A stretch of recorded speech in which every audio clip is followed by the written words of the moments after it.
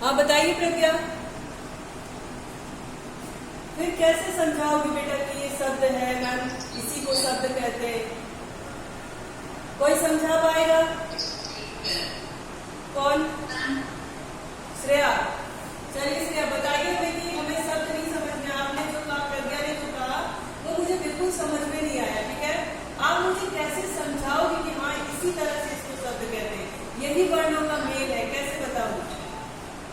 वर्णों के सार्थक मेल को शब्द, यानी वर्णों का ऐसा मेल होना चाहिए जिसका कुछ अर्थ प्रकट हो। अगर हम लोग ले कमल, तो कमल का अर्थ होता है जो कि है जगह जमा, परंतु अगर वही हम लोग दिया का म कर दे तो उसका कोई अर्थ नहीं होता। वेरी गुड बेटा, यही मैं प्रज्ञा से जानना चाहती थी कि अगर मैं, आपने तो कह दिया कि वर्णों का सार्थक मेल, अब मान लो हमें पता ही नहीं कि ये सार्थक क्या होता है, मान लो आपकी इस कहने से मुझे समझ ही नहीं आया, कोई ऐसा व्यक्ति है जिसको बिल्कुल नहीं समझ में आ रहा है, तो आप कैसे उदाहरण देके इसको समझाओगे?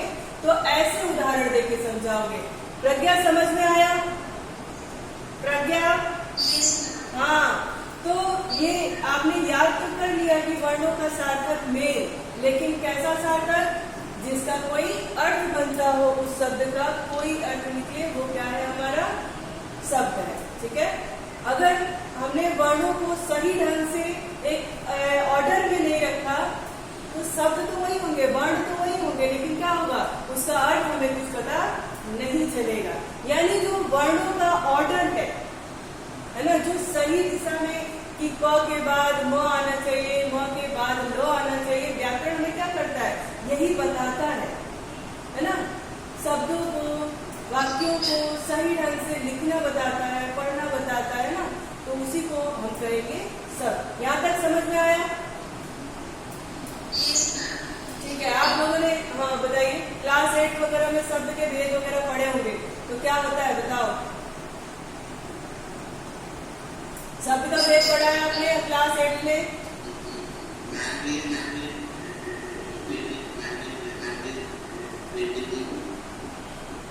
क्या कौन सा? हाँ, शब्द के भेद, शब्द विचार क्लास 8 में आपका चैप्टर था। हाँ बोलिए सिमर।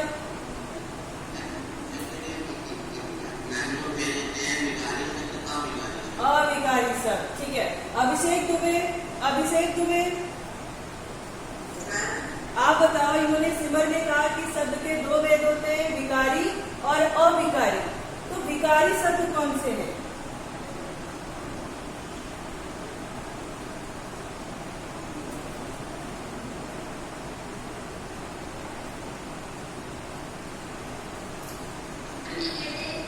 नो, जिसका नाम लिया जाएगा बस वही बताएगा।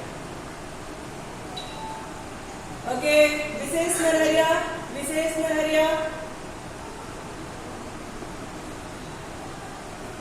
आशुतोष,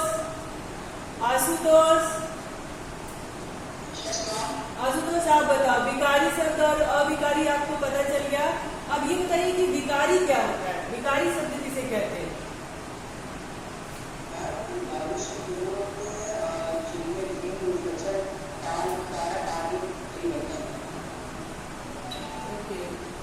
इस आधार पर नहीं, जैसे नहीं, अभी तो जैसे वाली बात ही नहीं आई।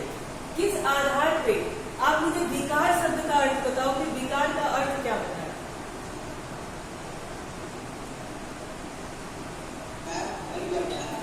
परिवर्तन होता है, लेकिन किस तरह का? ये परिवर्तन नहीं कह सकते है ना, इसको कुछ और कहोगे। सिर्फ परिवर्तन ये हम नहीं कह सकते। रश्मि यादव,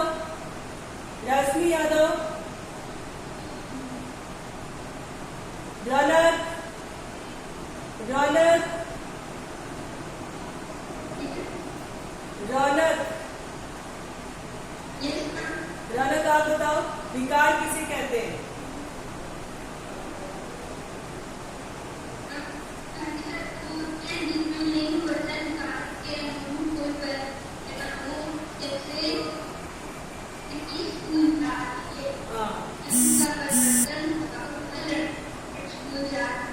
वेरी गुड, यही तो पूछना था है ना, विकार किसे कहते हैं? जिसमें, हाँ हो गया सब बेटा, हो गया। तो यही हम पूछना चाह रहे थे कि भाई विकार कहते किसे हैं। तो आशुतोष ने कहा कि परिवर्तन, ठीक है ना, परिवर्तन होता है, बदलाव। जब हम किसी संज्ञा, सर्वनाम, क्रिया, विशेषण आदि के रूप में जब किसी वाक्य में परिवर्तन करते हैं लिंग, वचन के आधार पर, उसी को हम कहते हैं विकार। विकार का अर्थ ही है कि उसमें हम कुछ भी मॉडिफाई कर सकते हैं, ठीक है। उदाहरण भी आपको पता चल गया कि भाई अगर संज्ञा पर्सन स्त्रीलिंग है तो उस हिसाब से उसका वाक्य बनेगा। वहीं पे संज्ञा अगर पुल्लिंग में है तो वहां पर भी लिंग के आधार पर उसमें परिवर्तन किए जाएंगे। आई बात समझ में आता? चलो, शुभम पांडे, शुभम पांडे, शुभम पांडे, शुभम। अविकारी शब्द किसे कहते हैं बेटा?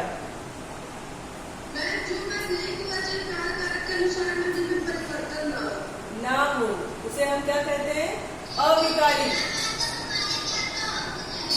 अविकारी, वेरी गुड, ठीक है। अब मुझे बताएंगे कौन बताएगा?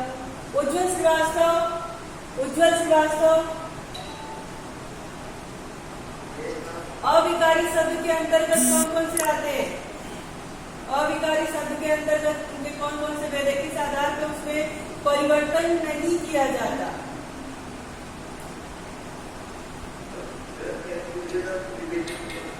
अविकारी शब्द के अंतर्गत क्या क्या आते हैं, उनके कितने भेद होते हैं और किस आधार पर? जैसे आपने विकार में संज्ञा, क्रिया, विशेषण बता दिया, तो अविकारी में क्या क्या है, किस आधार पर हम उसमें कोई परिवर्तन नहीं कर सकते?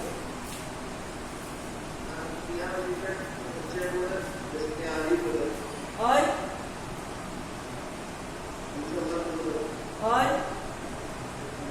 अव्यय या विभाग, ठीक है।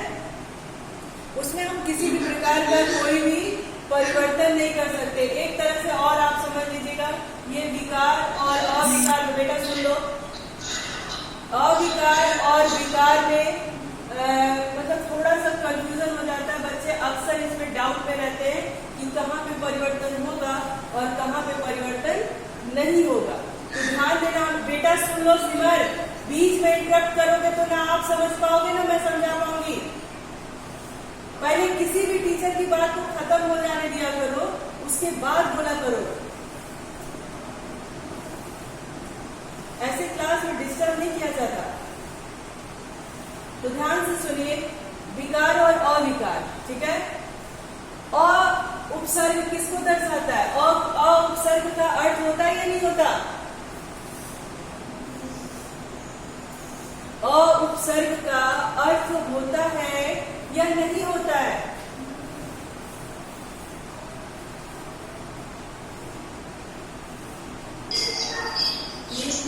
होता है ना। तो अ उपसर्ग का अर्थ क्या होता है? अ उपसर्ग का क्या मतलब होता है? जब कहीं पे किसी कमी को दर्शाता है, ठीक है, जब किसी कमी को दर्शाता है वही अ उपसर्ग का अर्थ होता है। तो अब देखो, विकार में अ नहीं लगा है, यानी उसमें परिवर्तन होगा, उसमें कोई कमी नहीं है। लेकिन अविकारी में अब क्या है कि विकार में कमी है, यानी उसमें परिवर्तन नहीं हो सकता। विकार में परिवर्तन होता है और अविकार में परिवर्तन नहीं होता है। तो एक चीज कॉन्सेप्ट याद रखना कि विकार और अविकार में जहाँ पे अ उपसर्ग लगा है, कमी को दर्शाता है, वहाँ पे परिवर्तन की कोई संभावना नहीं है, और जहाँ पर अ नहीं है वहाँ पे परिवर्तन की भरपूर बात की गई है। यहाँ तक समझ में आया? विकार और अविकार क्लियर हुआ आपका? ठीक है, ओके। विवेक कुमार, विवेक कुमार, विवेक कुमार, विवेक कुमार, ये बताइए कि अविकार तो परिवर्तन उसमें नहीं होता है किसी प्रकार का, तो मुझे समुच्चय बोधक वाक्य का कोई ऐसा उदाहरण देकर के बताइए कि सच में कोई परिवर्तन नहीं होता वहां पर। ये मैं कैसे मान लूं? तो कोई उदाहरण दीजिए।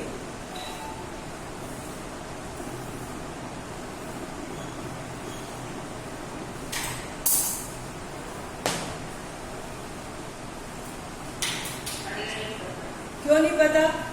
शब्द और पद में जब मैंने भेद बताया था तो उसमें बताया था या नहीं बताया था? तो बेटा वीडियो देखते हैं या नहीं देखते? अच्छा, उसकी लिंक नहीं है। क्लास 8 में क्लास की हो या नहीं किए हो? यहाँ नहीं किए हो, कहीं भी किए हो, पढ़े हो या नहीं? तो क्लास 8 में भी तो शब्द है, विकारी अविकारी है। फिर वहां पे आपको पढ़ाया नहीं गया था, ये चैप्टर स्किप कर दिया गया था। बेटा तुम लोग क्यों अपने भविष्य के साथ इस तरह का खिलवाड़ करते हो? क्लास 6 से आप पढ़ते आ रहे हो विकारी और अविकारी। क्लास 6 से आपको शब्द, वर्ड, वाक्य पढ़ाया जा रहा है, उसके बावजूद आप बोल रहे हो हमें नहीं पता। कोई है जिसको पता है? हाँ बताओ सिमर, सिमर बताओ। बेटा समुच्चय बोधक, समुच्चय बोधक।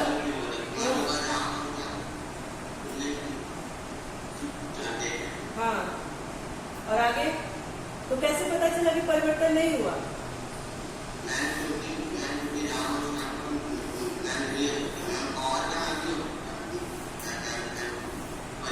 नहीं बेटा, यहाँ पर भी आप समझ नहीं पाए हो। यहाँ परिवर्तन की आपने परिवर्तन शो ही नहीं किया, आपने बताया ही नहीं कि इससे परिवर्तन हुआ या नहीं हुआ। हाँ शशांक आप बताओ, शशांक बताओ।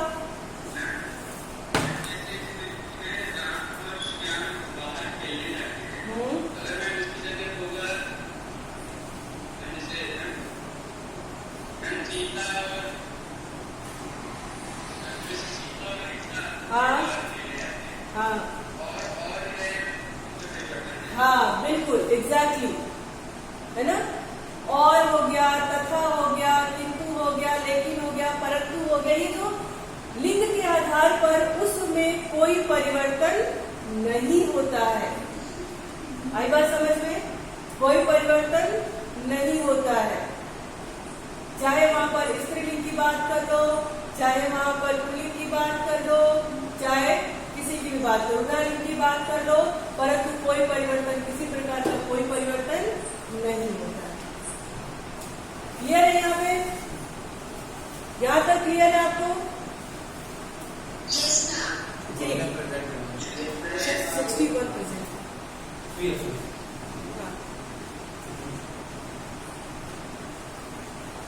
आई बात समझ में?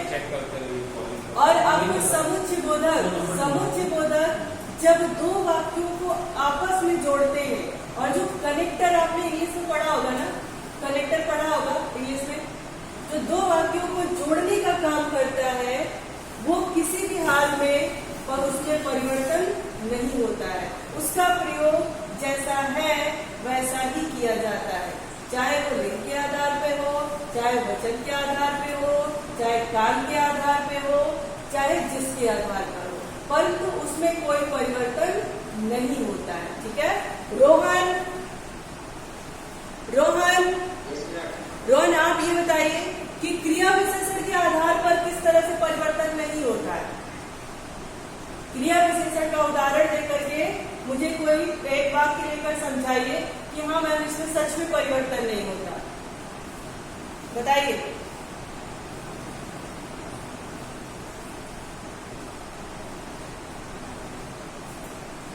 सच में अगर आप लोग इस समय क्लास में होते ना और मुझे यहाँ से दिख सकते थे, मैं आपको अगर कुछ कर सकती थी तो बहुत आज तो तुम लोग को मार पड़ी जाती। मतलब एक सिंपल सी चीज है बेटा, 6th क्लास से आप पढ़ते आ रहे हैं और 9th में पढ़ रहे हैं, आपको ये नहीं पता? रोहन, रोहन बेटा आपने नहीं पढ़ा है, आपने नहीं पढ़ा है। चलो मान लिया कि यहाँ पे आपने लेट ज्वाइन किया है, क्या आपने जहां पर भी जहां से पढ़ के आए हो आपको क्लास 6, 7, 8 में नहीं पढ़ाया गया है? नहीं पढ़ाया गया कि नहीं पढ़ाया गया? तब तो आप क्लास में भी जाते थे, क्लास में जाते थे ना, फिर भी आपको नहीं पता बेटा, इतनी सिंपल सी चीज नहीं पता।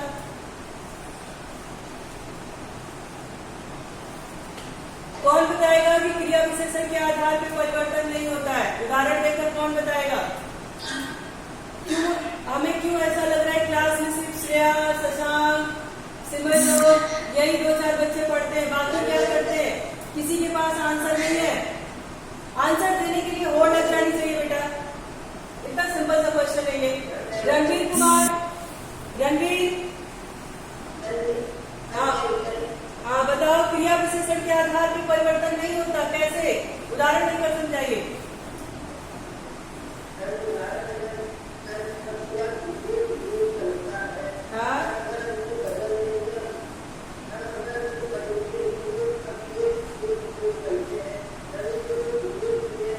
हाँ, वो जो क्रिया विशेषण है वो नहीं बदला है ना। अगर मैं कहूँ कि राम तेज तेज दौड़ता है, सीता तेज तेज दौड़ती है, तो उस तेज तेज में, उस धीरे धीरे में किसी भी प्रकार का कोई भी परिवर्तन नहीं हुआ। रणवीर ने वचन के आधार पर बताया, मैंने आपको लिंग के आधार पर बताया, ठीक है। तो किसी प्रकार का कोई परिवर्तन हुआ क्या? नहीं हुआ, हुआ नहीं हुआ, ठीक है। तो इसी बात का आपको विशेष ध्यान रखना है। और ये ध्यान हमेशा से रखना कि अविकारी में समुच्चय बोधक, संबंध बोधक, है ना, विस्मयादि बोधक, क्रिया विशेषण, अव्यय आदि के आधार पर किसी प्रकार का कोई परिवर्तन नहीं होता है। आशुतोष पांडे, आशुतोष पांडे, विस्मयादि बोधक का कोई उदाहरण देकर बताइए बेटा हमें।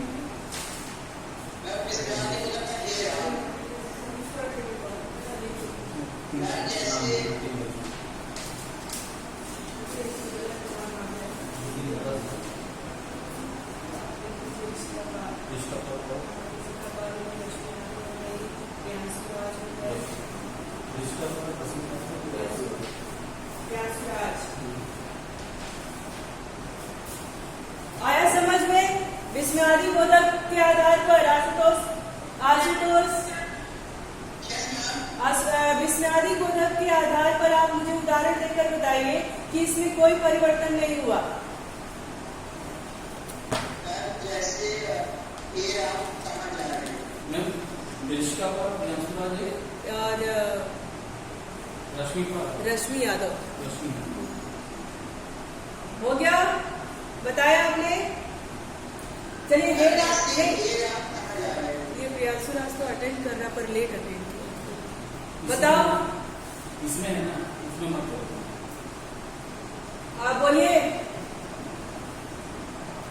हे राम, नहीं, हे राम का उदाहरण तो दे दिया, ठीक है, लेकिन हे राम में वो वही वाक्य है।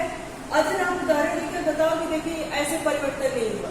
भाई लिंग के आधार पे, काल के आधार पे, वचन के आधार पे परिवर्तन होना चाहिए ना, परंतु नहीं हुआ। तो एक उदाहरण तो आपने दिया हे राम, वो तो एक सेंटेंस है, पर इसमें परिवर्तन नहीं हुआ, ये आप मुझे कैसे बताओ? जैसे ये आप कहाँ जा रहे हैं और मैं नॉर्मल पूछूं कि ये सीता हाँ बिल्कुल, है ना। तो आप देखोगे कि कैसे हम इसको समझते हैं। तो विस्मयादि बोधक किसे कहते हैं? हाँ, ये भी जरूरी है कि आप उसका परिभाषा भी जानो, जितना है उसका परिभाषा भी आपको याद होना चाहिए। तो अब मान लीजिए कि मैंने विस्मयादि बोधक में क्या क्या आता है, जो घृणा, हर्ष, शोक आदि को दर्शाता हो, है ना, उसको हम कहते हैं विस्मयादि बोधक। तो अगर मैंने कह दिया कि अरे विशेष आपकी राइटिंग अच्छी नहीं है, ठीक है, तो हम वहीं पे अनामिका के लिए भी कहेंगे अरे अनामिका तुम्हारी भी राइटिंग अच्छी नहीं है। तो क्या लिंग के आधार पर अरे शब्द में परिवर्तन आया? विस्मयादि में कोई परिवर्तन आया? आया या नहीं आया? नहीं आया, यही आपको समझना है। और आज के बाद आपको भूलना भी नहीं है। आज के बाद भूलोगे, विकारी अविकारी भूलोगे? भूल भी सकते हो, आपका कोई भरोसा नहीं।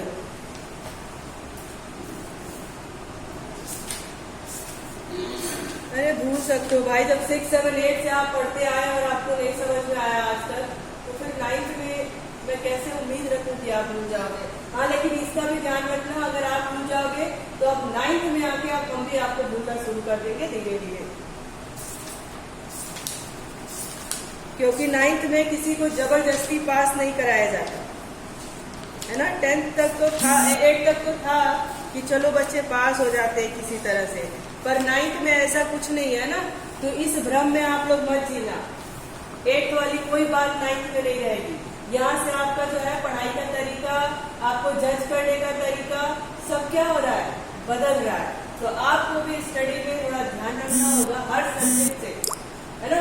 ये नहीं कि आप मैथ बहुत अच्छे से पढ़ रहे हो, साइंस बहुत अच्छे से पढ़ रहे हो, हिंदी को इग्नोर कर रहे हो, इंग्लिश को इग्नोर कर रहे हो, SST को इग्नोर कर रहे हो, ऐसा मत करना बेटा, है ना।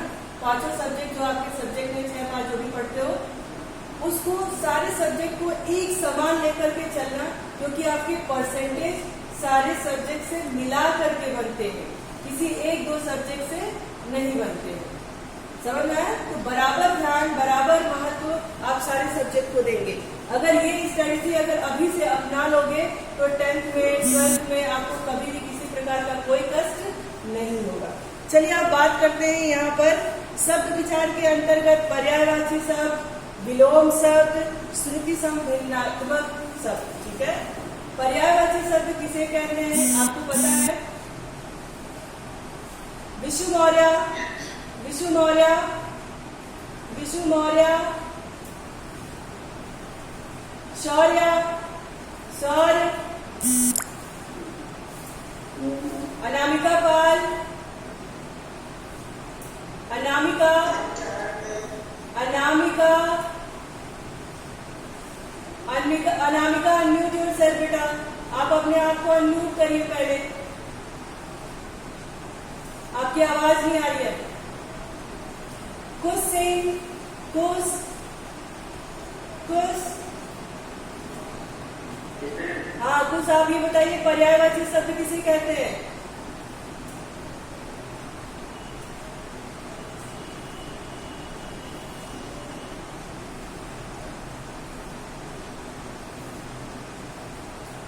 पर्यायवाची शब्द किसे कहते हैं? कुछ अपने आप को पता नहीं कहाँ लेकर चले गए, उनको शायद पता नहीं कि पर्यायवाची शब्द किसे कहते हैं। ओके चलिए, अंशिका यादव, अंशिका यादव, अंशिका यादव 9th B। अंशिका आप बताइए कि पर्यायवाची शब्द किसे कहते हैं? कौन? कुछ आप पहले अपना वीडियो ऑन करिए, कुछ आप वीडियो ऑन करिए। किसे कहते हैं बेटा? अनामिका किसे? ओके, और समानार्थी शब्द किसे कहते हैं? हाँ, ये ध्यान हमेशा रखना, कहीं कहीं पे समानार्थी शब्द पूछेगा और कहीं कहीं पे पर्यायवाची शब्द पूछेगा। ठीक है, अब ये मत सोचने लग जाना कि मैम ने तो पर्यायवाची पूछा था, यहाँ पर समानार्थी शब्द पूछ लिया, अब ये समानार्थी क्या है, ऐसा मत सोचना। ठीक है, तो पर्यायवाची और समानार्थी दोनों एक ही है। मैं यही तो कुछ जानना चाह रही थी कि यहाँ पर तो आपको नहीं कोई कंफ्यूजन है ना। समानार्थी और पर्यायवाची शब्द क्या है? दोनों एक ही है, मतलब एक से अधिक समान अर्थ के अलग अलग जो शब्द होते हैं उसको हम क्या कहते हैं? पर्यायवाची शब्द कहते हैं या समानार्थी शब्द कहते हैं, समान अर्थ प्रकट करने वाले। तो आपके पास यहाँ ढेर सारा शब्द दिया गया है, इसमें कुछ है नहीं, सब आपको याद करने वाली बात है। ठीक है, यहाँ पे कुछ समझाने वाली बात नहीं है, सिर्फ याद करने वाली बात है। तो जितना भी पर्यायवाची शब्द दिया गया है आप उसको लर्न कर लेना। हाँ, एक चीज और, आप इस भ्रम में बिल्कुल नहीं रहना कि क्लास 7th 8th की तरह आपको बताया जाएगा कि इस परीक्षा में यहाँ से लेकर यहाँ तक के पर्यायवाची शब्द आपसे पूछे जाएंगे। इस भ्रम में आप लोग बिल्कुल मत रहिएगा।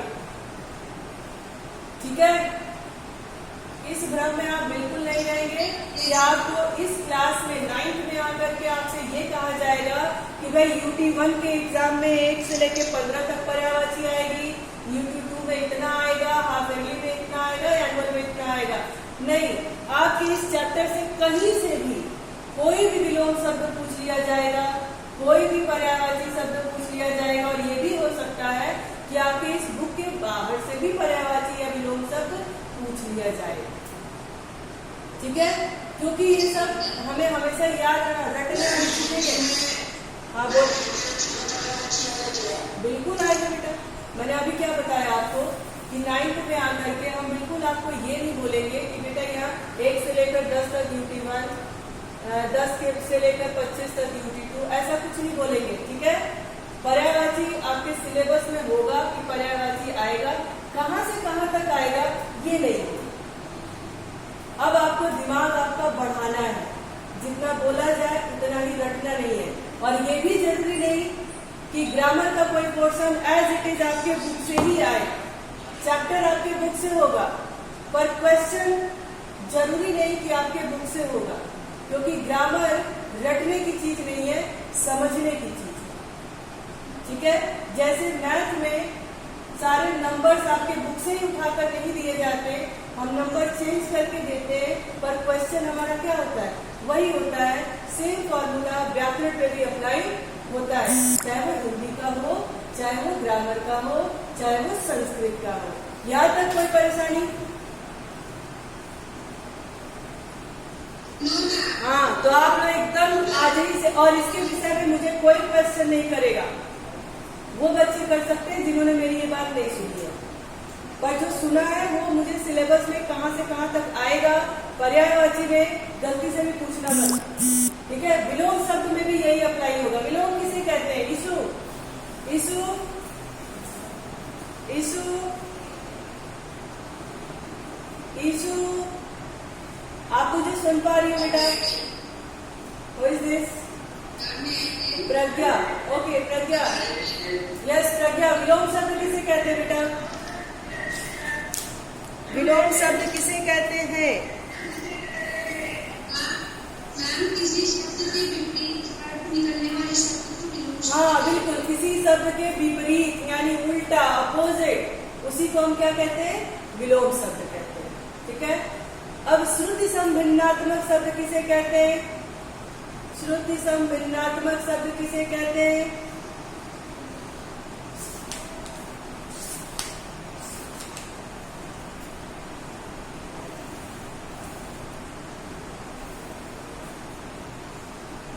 देखो, हिंदी हो या कहीं पर, कौन बोल रहा है? हाँ बताइए, रोहन बताइए। रोहन बताओ बेटा, श्रुति संबंधात्मक शब्द किसे कहते हैं?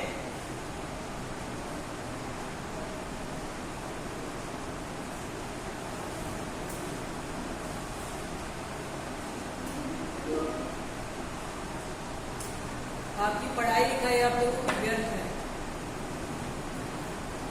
ये जो चैप्टर है आपके, ये 9th के स्टैंडर्ड से बहुत नीचे का है, पता नहीं क्यों दिया गया आपके बुक पे, लेकिन सच में आप काफी लोग के लिए दिया गया है।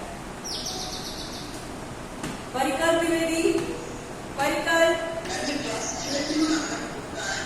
हाँ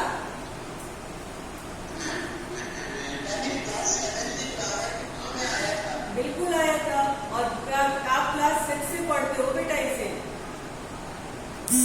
क्लास 6 से पढ़ते हो इसे। परिकल्प द्विवेदी बताओ बेटा, श्रुति संबंधात्मक शब्द किसे कहते हैं?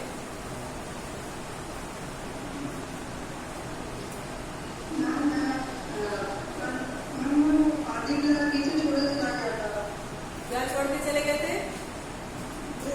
क्या क्या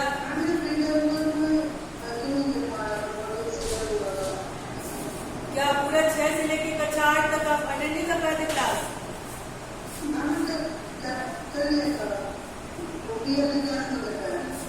अच्छा, ये वाली क्लास आप नहीं कर पाए? वाह, क्या बात है, क्या आंसर है बेटा। I am impressed. मुझे तो मन कर रहा है कि कोई गिफ्ट दूं आपको, कोई अवार्ड दूं इस बात के लिए, लेकिन अफसोस कि यहाँ से स्मार्ट बोर्ड के जरिए वो गिफ्ट मैं आपको दे नहीं सकती। शर्म करो नालायकों, इतनी छोटी सी क्वेश्चन, इतना छोटा सा क्वेश्चन नहीं आता आप लोगों को।